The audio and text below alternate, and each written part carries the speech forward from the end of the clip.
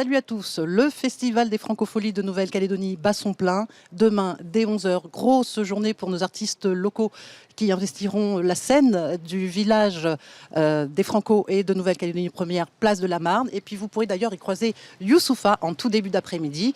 Ensuite, dès 16 h 30, eh bien, ce sera Tchélénode, suivi de Edou, qui investiront celle du centre culturel Chibaou. Suivront ensuite 3 immenses artistes, Miosek, Kali et Tiefen. Bonjour Miosek. Bonjour. Merci d'être avec nous. On est ravis de te recevoir. Alors, quand on t'a invité à ce festival, est-ce que l'idée t'a séduit tout de suite ou est-ce que tu as eu besoin d'un petit temps de réflexion? Parce que quand même, c'est à l'autre bout de la Terre. Ah ouais, non, ça séduit immédiatement en fait. Ouais.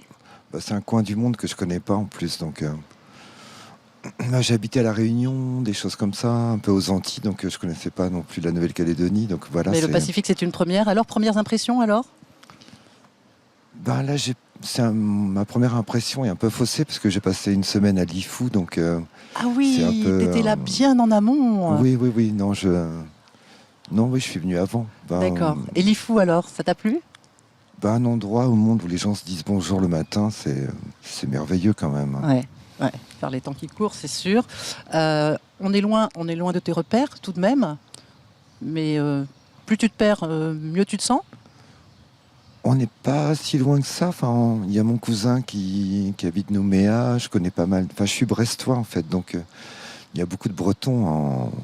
Il y a toujours eu des Bretons en Nouvelle-Calédonie, donc. Oui, il y a une grosse communauté, je te le confirme. Les Bretons sont des voyageurs. Hein. Oui, donc je suis pas. J'ai l'impression de retrouver les cousins. Comment elle arrive et d'où elle vient, à quelle heure, quel jour et par quel train. Comment on l'esquive, comment on se tient. Est-ce que l'on dérive, est-ce que c'est soudain? C'est où le départ, c'est dans quel terrain? Au fond d'une baignoire, au bord d'un ravin. La fin d'une histoire, le bout d'un chemin. Si c'est pas ce soir, ce serait plutôt bien. Après nous les mouches, après nous le déluge. Alors, j'ai envie de dire que tu es venu là un peu en famille, hein, parce que Kali, Tiefen, c'est vraiment des Oui, c'est pareil. complices de longue date. Oui. C'est agréable de se retrouver. C'est la première fois qu'on se retrouve tous les trois sur le même plateau, donc c'est plutôt drôle qu'il faille que ça soit. Joli cadeau, Oui. carrément. Alors, c'est un nouveau et lointain public que tu vas rencontrer dimanche. Est-ce que tu l'appréhendes? Oui. C'est vrai? Ah oui, parce que venir aussi loin, porter une parole et être ridicule, c'est quelque chose qui peut arriver. Donc, Oui, mais le ridicule ne tue pas. Et puis, toi, ridicule, c'est juste inimaginable. Donc, Si, j'ai toujours ça en tête. Oui, mais c'est important de garder ça en tête. est-ce que le public tient une place importante dans ta vie ou est-ce qu'il est un mal nécessaire? Oh, c'est la base de ce métier. Enfin, je fais ce métier, c'est pas pour passer à la télévision, c'est pour monter sur scène. Donc voilà, c'est la base. C'est de l'artisanat en fait. Donc et puis le fait de faire beaucoup de concerts, c'est de physiquement de transpirer, de se donner et donc d'éprouver le métier. Il y a un fan qui est un artiste qui est plutôt un rappeur et qui a une question à te poser. Je vais te demander de l'écouter et surtout d'y répondre si tu veux bien.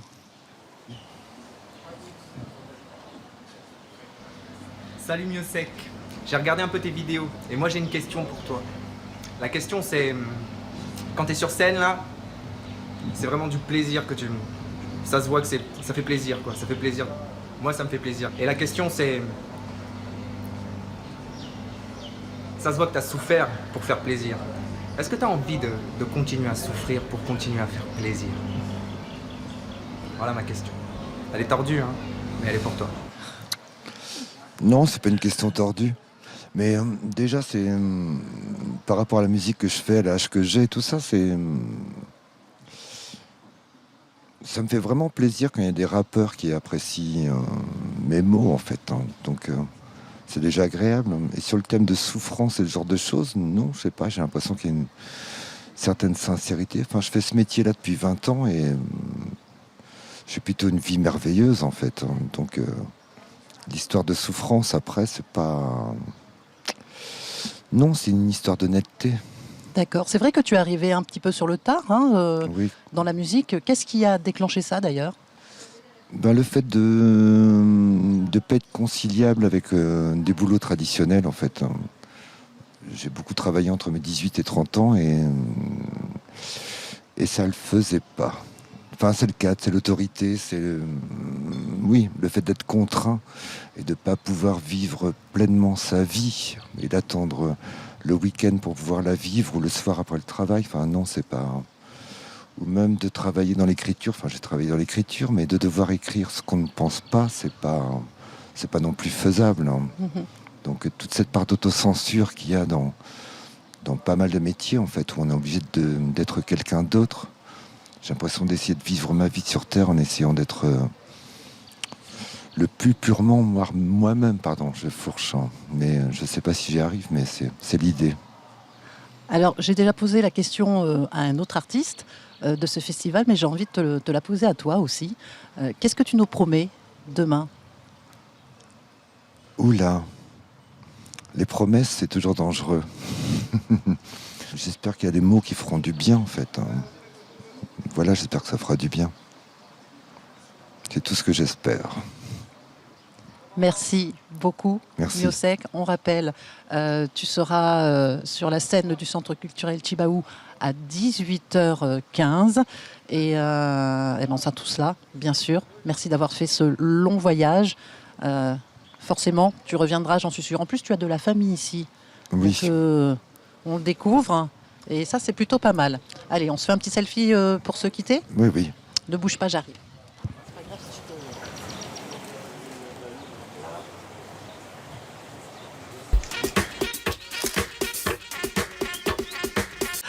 Bonjour Kali. Bonjour. Merci d'être avec nous. Tu es arrivé hier, je crois. Ou peut-être. En Ouais. tout cas, oui, cette nuit ou il y a quelques heures, oui. Ouais. Ça va, le jet lag Ouais, c'est merveilleux. C'est merveilleux parce que je m'attendais à pire en fait. Ah ouais. Parce que hier, en arrivant, j'ai calculé, ça faisait 33 ou 34 heures C'est que j'avais cela. quitté ma maison. Ouais. Parce que j'habite à côté de l'Espagne, en fait, de Perpignan. J'ai dû rejoindre les copains à Paris, et puis on est venu. Et on est passé par le Japon, évidemment. Ben, vous connaissez tout ça, mais moi, je connaissais pas. Et c'était assez hallucinant de se dire qu'on arrive 34 heures après, quoi. C'était dingue. C'est sûrement un de tes plus longs voyages, C'est le plus long. j'imagine. Ouais. Ouais, c'est sûr. Ok. Bienvenue en Calédonie, Merci en tout beaucoup. cas. Alors, allez, entrons dans le vif du sujet. Je ne peux pas pleurer plus que ça. Ça, c'est le titre de ton dernier bébé, j'ai envie de dire. Pourquoi tu me montres toutes ces photos quand on était jeune, quand on était beau? Je ne peux pas pleurer plus que ça. Avec des yeux comme les tiens. La dernière fois que tu as pleuré, c'était il y a longtemps? Waouh, la dernière fois que j'ai pleuré, mais je pleure beaucoup en fait. Moi. C'est vrai. Il suffit que ma petite chérie d'enfant, la dernière, me regarde dans les yeux, me dise papa je t'aime, et puis je m'en vais pleurer tout seul, et puis voilà quoi. Mais je crois que pour vous c'est pareil. Hein, Mais ouais. mais alors, je suis allé il y a 15 jours en Russie, Uh-huh. et je me suis retrouvé dans une église à Moscou, et je suis tombé sur j'entendais des voix dans l'église, mais dans une petite chapelle. Et j'ai dit, ouais, ils ont mis un disque ou je sais pas. Je me suis approché et il y avait 5 chanteurs avec la voix ultime, magnifique, à toutes les tessitures. Et le groupe s'appelait Doros, D-O-R-O-S. Et j'ai pleuré. J'ai pleuré parce que je me suis dit, je crois que si un jour j'ai droit à aller au paradis, je pense qu'il y aurait des voix comme ça. Ouais. Parce que des fois, on entend des choses, on se dit, tiens, ça, si un jour je vais en enfer, ça sera ça que je vais entendre. Mais le paradis, c'est ça. Et j'ai pleuré, ouais. Tu iras au paradis, Kali, j'en suis sûre. À cet instant, je pense à toi, à la triste beauté passée qu'on n'a pas vue, au cœur pur en lambeaux et qui se prostitue. À cet instant, je pense à toi. Sinon, les choses défendues montrent une production assez ambitieuse, hein, qui met en avant tout ton talent d'écriture. L'inspiration ne te quitte plus? En tout cas, je me suis rendu compte qu'écrire des chansons, ça me sauvait la vie. C'est pas juste pour aller faire le malin devant des gens, parce que c'est vrai que les chanteurs font les malins. Et moi, j'en fais partie. On fait faire les malins devant des gens. Mais d'abord, c'est pour se sauver la vie. Et quand j'ai appris ça, j'ai écrit plein de chansons pour me dire ça me guérit, quoi. Et le dernier disque, Les choses défendues, j'ai eu besoin de me rappeler de toutes ces choses. Vous savez, tu sais, à un moment, dans la vie, on a envie d'oublier des chagrins, on a envie d'oublier des moments terribles de l'enfance. Et là, je suis à un âge où j'ai envie de me rappeler ces moments que je voulais oublier un moment, quoi. Voilà. Et ce disque-là, c'est ça. C'est se retrouver la pureté, chercher la pureté. Se rappeler le moment où on est devant la fenêtre de sa chambre, il neige, on a 6 ans, et on vient me dire qu'il n'y a pas école aujourd'hui. Et je vais tout seul marcher dans la neige le premier, je souffle la fumée comme ça. Et ce moment-là, pour mon disque, c'est ça. Retrouver ce moment-là. Et tu l'expliques comment, cette volonté de vouloir à nouveau se souvenir alors? C'est peut-être parce que je m'approche de la fin, quoi. Peut-être que plus j'avance, plus je me dis il faut retrouver ces trucs-là. Et puis j'aime bien l'idée de me dire que quand on avait cet âge-là, 6 ans, le mensonge n'existait pas. La mort n'existait pas, la trahison n'existait pas, tout ça, ça n'existait pas. Vrai, ouais. Et si pendant 10 minutes on se dit que ça n'existe pas, ah ben les gens autour de soi, on a envie de les embrasser sur la bouche et se serrer fort et dire je t'aime, quoi qu'il arrive. Et je crois que on a gagné là. Quand il se passe ça, on a gagné. C'est sûr. Alors, dans cet album, on y aborde des moments sombres de l'actualité, de la vie tout court, mais on renoue aussi avec l'espoir. Comment va Kali aujourd'hui?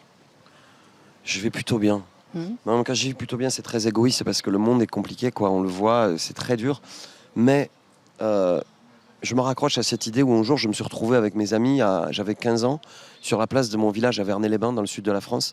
Et chacun, c'était 4h du matin, on écoutait Thiéphène, je crois. Et puis, et chacun s'est dit, qu'est-ce qu'on fera quand on sera grand? Et j'ai un copain, je me souviens, qui avait dit, moi je veux être pompier. Et il est pompier. Et moi, je me souviens, j'ai dit, j'aimerais avoir plein d'enfants et être troubadour. Et je suis troubadour et j'ai plein d'enfants. Et oui. Voilà, donc je me dis, c'est pas mal, quoi. Ça veut dire que j'ai réussi ça.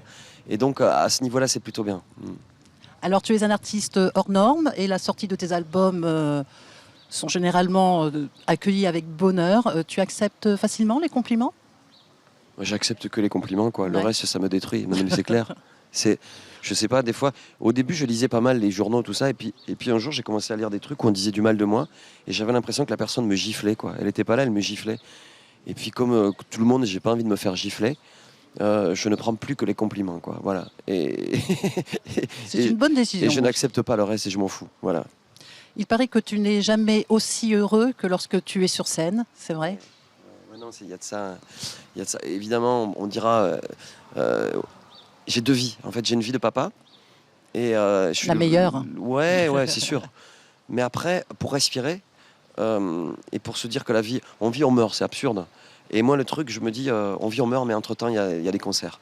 Et les concerts, c'est un moment où le temps s'arrête et on se dit, moi, en concert, j'ai le droit de chanter, j'ai le droit d'hurler, de pleurer, de dire à tout le monde, j'ai besoin d'amour, de cracher par terre, de dire ce que je veux, des conneries surtout. Et c'est quand même dingue, quoi. C'est un moment privilégié. Donc, je suis en train de l'apprécier de plus en plus, ce moment-là. C'est-à-dire que on en parlait tout à l'heure avec Hubert et Christophe. Là, on a toujours ce track, Christophe Miossec, il est derrière moi, là, derrière toi, là. et on a ce track toujours de gamin, mais c'est normal avant de monter sur scène. Mais quand même, quand on y est, ça remue quelque chose. Pour moi, c'est comme tomber amoureux chaque fois. L'amour terroriste, c'est celui qui peut nous tomber au coin de la rue, là, on tombe fou amoureux et la vie change en 3 secondes. C'est bon. Un concert, c'est ça. Ouais. Alors, à propos de public, il y a quelqu'un qui a une question à te poser. Je t'invite à l'écouter, bien sûr, et à y répondre. Salut Kali. Alors je voulais savoir, est-ce que ton public en France réagit à hauteur de tes attentes? Et si oui, est-ce qu'en Calédonie, tu penses avoir le même retour? Merci beaucoup pour la question. Ouais, mais réponds à mes attentes, c'est-à-dire que j'attendais rien moi. C'est-à-dire que c'est un bonus. Mais alors je vais être franc, le meilleur public du monde, c'est les Belges. Ah oui, pourquoi? Les Belges, c'est des fous, quoi. Mais des fous magnifiques. C'est-à-dire que tous les chanteurs vous diront que souvent les albums, ils les enregistrent en Belgique parce qu'il y a un accueil qui est dingue. Et il y a quelque chose d'assez particulier. Et la Belgique, et j'ai réussi à me faire des faux papiers belges. J'ai un permis belge. Il faut le dire. Ouais, j'ai un permis belge et une carte d'identité. On m'a fait des faux papiers parce que dans ma tête, je me dis j'ai ces papiers-là, quoi. Voilà, je suis belge. Et j'espère que ça va se passer pareil à Nouvelle-Calédonie. Voilà. Ben, j'allais te le dire, écoute, le public belge est peut-être le premier en ce moment, mais il va être vite détrôné. Ben Et voilà. ça va se passer Je n'espère demain que au centre ça. Chibaou à 19h50. La question s'imposait, je trouve, par rapport au public, parce que tu as une manière d'emporter le public qui est assez particulière. Les bains de foule ne te font pas peur, hein? Non, parce que c'est pas que ça me fait pas peur, c'est que ça me fait, c'est une jouissance absolue. La première fois, non mais je parle au sens premier, c'est-à-dire que la première fois, j'étais avec mon ami, le chanteur des Dionysos, Mathias Ouais. Malzieu, et lui habitué à plonger dans les gens et tout. Moi, j'avais jamais fait ça là, il y a toutes ces années. Il m'a attrapé par les fesses, il m'a jeté dans le public, et là, je me suis fait caresser par des mains, et je me suis dit, mais c'est quoi ton métier? Tu quittes la maison, tu plonges sur les gens, et des gens te caressent, et tu reviens et tu chantes. Waouh! Et depuis, je vais me faire caresser chaque fois et j'adore ça. D'accord. C'est dingue. Promis, demain, on va vous caresser. On va caresser Kali, c'est dit. Allez, on va conclure cette interview avec, par un selfie, si Ah, tu veux d'accord. bien. Ne bouge pas, j'arrive. Grand moment.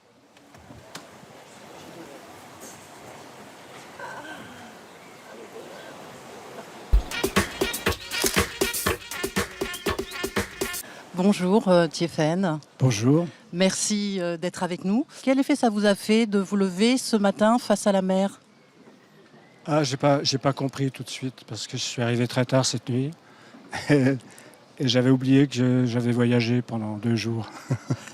Alors tu me disais à l'instant hors antenne que le matin tu pleurais tout le temps.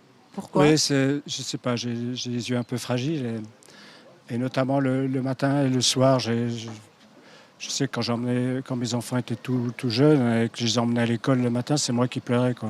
Mais c'était à cause du vent et à cause de la fraîcheur matinale. D'accord, on va dire ça comme ça. Alors plus de 40 ans de carrière, quel regard tu jettes dans le rétroviseur? Ah, le regard est très variable sur des éléments très variés aussi. C'est à la fois long et court.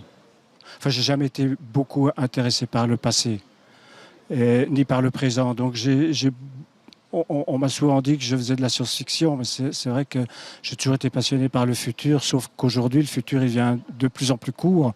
Et ça, disons que ça élabore d'autres sentiments, quoi, des sentiments nouveaux. Ça génère une certaine lucidité aussi. On te surnomme le poète maudit. Est-ce que c'est une qualification qui te va? Ça, pendant longtemps, oui, on peut dire que c'était un peu, j'étais un personnage de Thompson. Et ça m'a aidé d'ailleurs dans les périodes où j'avais vraiment faim au sens tout simplement propre. Donc oui, pendant longtemps, ça m'a aidé, cette image de chanteur maudit, parce que ça m'a aidé à me positionner aussi, à prendre une place dans la chanson. Bon, c'est vrai que je suis toujours profondément maudit au fond de moi-même et dans ma vie avec les autres. Les dingues et les paumés jouent avec leur manie. Dans leur chambre blindée, leurs fleurs sont carnivores. Et quand leurs monstres crient trop près de la sortie, ils accouchent de scorpions et pleurent des mandragores. Et leurs aéroports se transforment en bunkers à 4 heures du matin derrière un téléphone.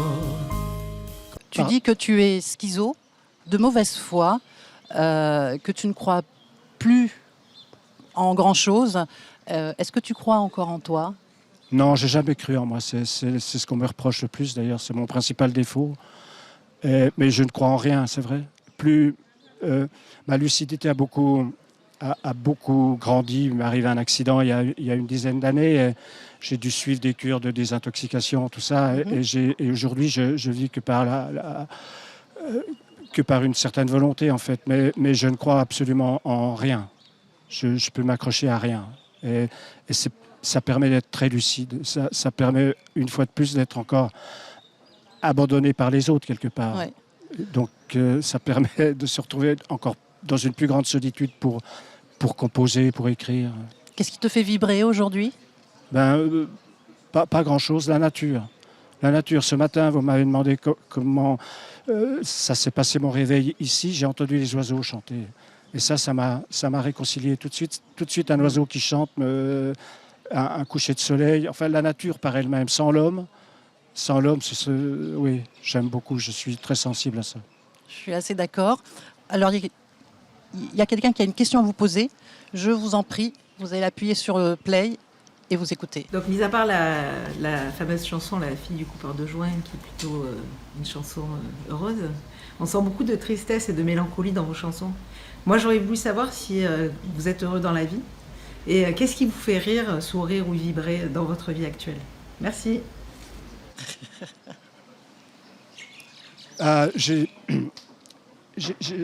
C'est hier ou avant-hier, j'ai trouvé une citation de je ne sais plus quel auteur qui disait que le bonheur, c'est empêcher d'être intelligent. Et je ne suis pas à la recherche du bonheur. Il y a une vingtaine d'années, j'avais produit 2 albums qui s'appelaient La tentation du bonheur et Le bonheur de la tentation. Et c'est des albums, il y a des morceaux que j'aime beaucoup. D'ailleurs, j'en chanterai sans doute un dimanche d'un de ces albums. Quel beau cadeau. Mais la conclusion, c'est que le bonheur, ça m'intéresse pas, quoi. C'est futile et puis ça empêche d'avancer. C'est même un frein. Pour moi, il n'y a qu'une chose qui m'importe, c'est pouvoir arriver à écrire la chanson que j'entends intérieurement. Et c'est pas le bonheur qui m'aidera à trouver cette chanson-là. Merci beaucoup, Tiefen. Dimanche à 21h20 au Centre culturel Chibaou. Il va falloir y être parce que ça va être juste exceptionnel. Et puis comme le veut la tradition, si tu veux bien, Tiefen, on va terminer cette émission en se faisant un petit selfie, si tu veux bien. Voilà, donc ne bouge pas, j'arrive.